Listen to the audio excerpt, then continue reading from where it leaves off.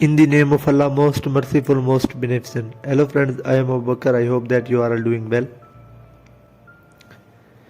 English literature का, romantic poetry का सबसे major topic Wordsworth theory of poetry, जो एग्जाम पॉइंट ऑफ व्यू से मेजर टॉपिक है। तो वर्ड्सवर्थ ने अपनी थ्योरी डिस्क्राइब की थी preface to the lyrical ballad second edition में, जो कि पब्लिश हुई 1800 में। थोड़ा सा इंट्रोडक्शन देखते हैं विलियम वर्ड्सवर्थ का। विलियम वर्ड्सवर्थ रोमांटिक पोइट थे। सैमुअल टेलर के साथ उन्होंने रोमांटिक एज को लॉन्च किया जब उन्होंने लिरिकल बैलेट का फर्स्ट वॉल्यूम पब्लिश करवाया 1798 में। बेसिकली विलियम वर्ड्सवर्थ ओरिजिनेटर है रोमांटिक एज के। रोमांटिक एज शुरू होती है जब लिरिकल बैलेट पब्लिश हुई। विलियम वर्ड्सवर्थ ने लाइफ टाइम में 387 पोएम्स लिखी हैं। लिरिकल बैलेट क्या है उससे आगे चलकर देखते हैं, लेकिन जो उसका सेकंड एडिशन 1800 में पब्लिश हुआ, जिसमें उन्होंने पोएटिक थ्योरी बताई, जो आज का हमारा टॉपिक है।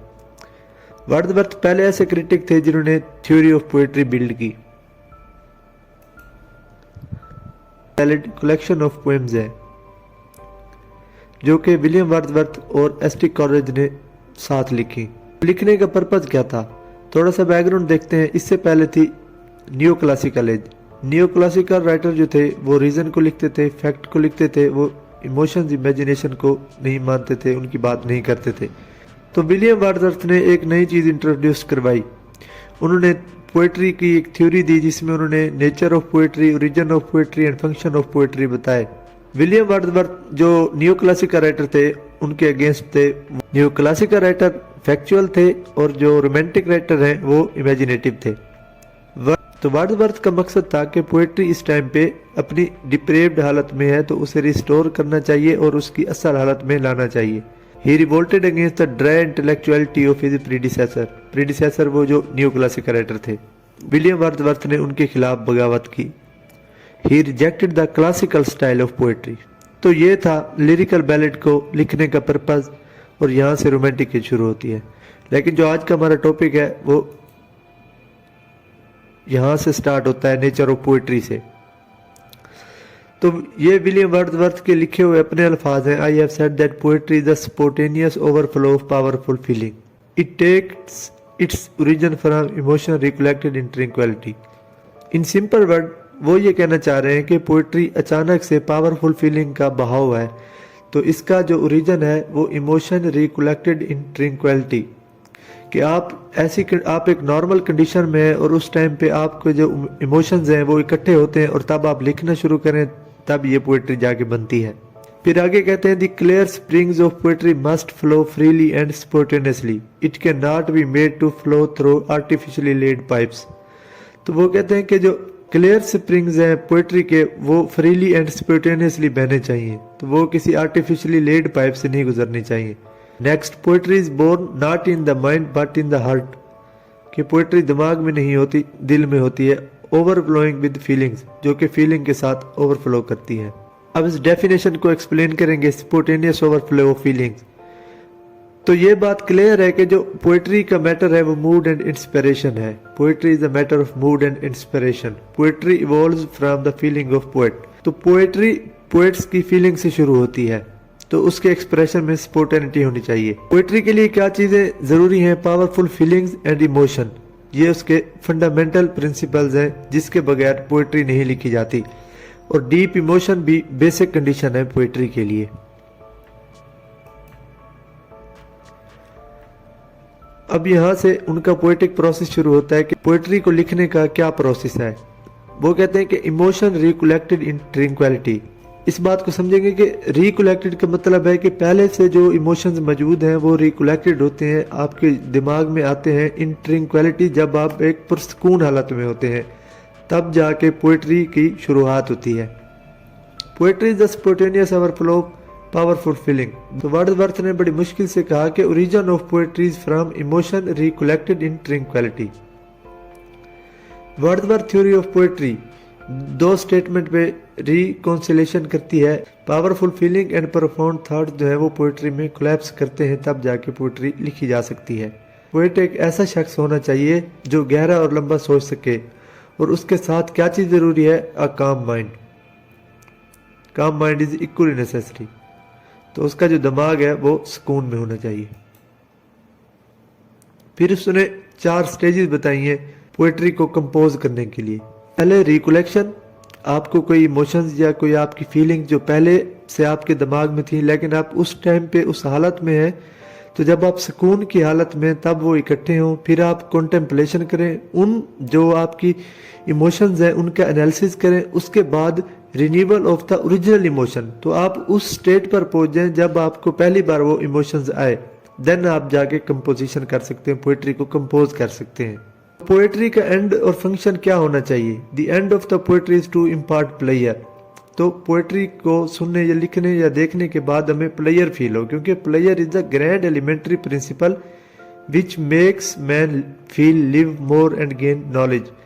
तो प्लेयर एक ऐसा प्रिंसिपल है जो इंसान को जिंदा रहने की ख्वाहिश देता है, जिससे हम नॉलेज गेन कर सकते हैं एंड मूव ऑन कर सकते हैं।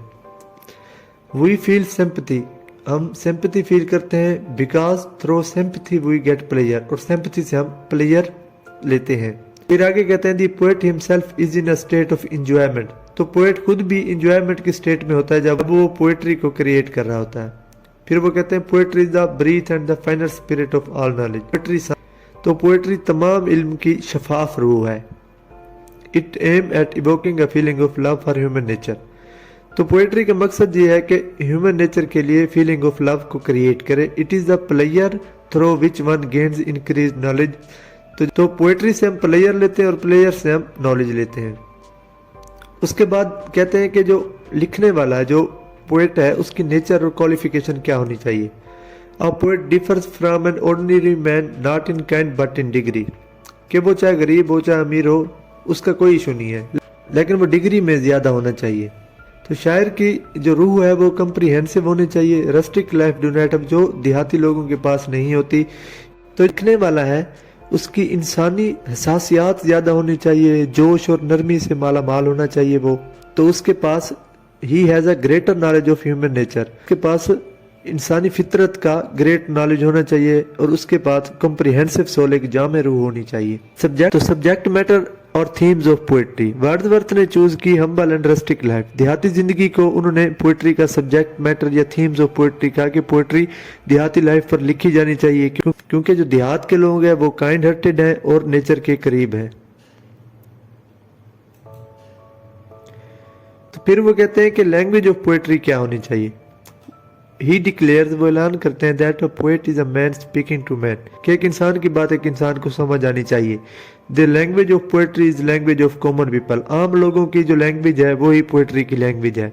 फिर वो सख्ती से ये कहते हैं कि there is no essential difference between language of prose and that of metrical composition, कि पोएट्री और प्रोज की जो लैंग्वेज है उसमें ज्यादातर डिफरेंस नहीं है। Simple and common language is a permanent and philosophical. सादा और आम जबान परमानेंट है और फिलोसफिकल है। आखिर में कहते हैं it is the greater than the language generally employed by poets. शायर हैं जो आर्टिफिशियल लैंग्वेज को इस्तेमाल करते हैं, ये सिंपल लैंग्वेज उससे ज्यादा अच्छी है।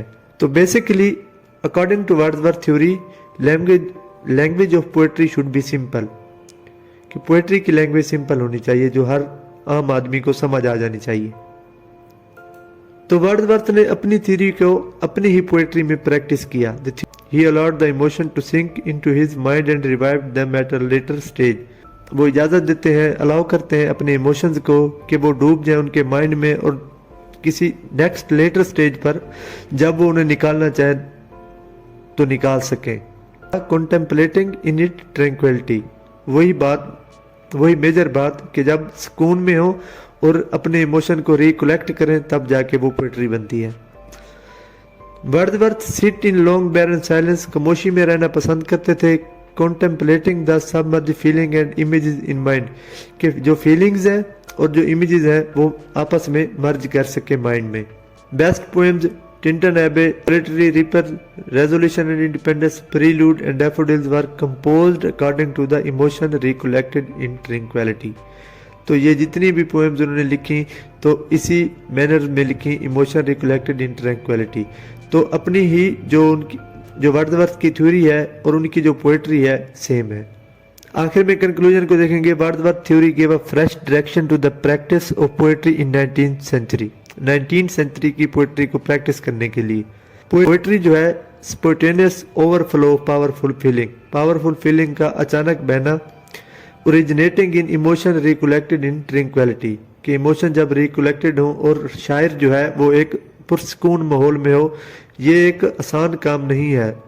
All poets could not compose in such manner, सारे शायर पोइट्री को इस मैनर में कंपोज नहीं कर सकते। But theory did serve to put emphasise on importance of feeling and powerful emotion. Worth की थ्योरी का बेसिक पर्पज है इंपॉर्टेंस ऑफ फीलिंग की अहमियत और पावरफुल इमोशन की, क्योंकि ये बेसिक एलिमेंट है ह्यूमन नेचर के लिए। पूरी थ्योरी में जो मेजर चीज है वो यही है, poetry is a spontaneous overflow of powerful feeling originating in emotion recollected in tranquillity. हम इस पूरी थ्योरी का सेंट्रल आइडिया देखें तो यही चीज है। आज के लिए इतना ही। अपना ख्याल रखिए, अपने इस चैनल का पढ़ते रहिए, सीखते रहिए। अल्लाह हाफिज।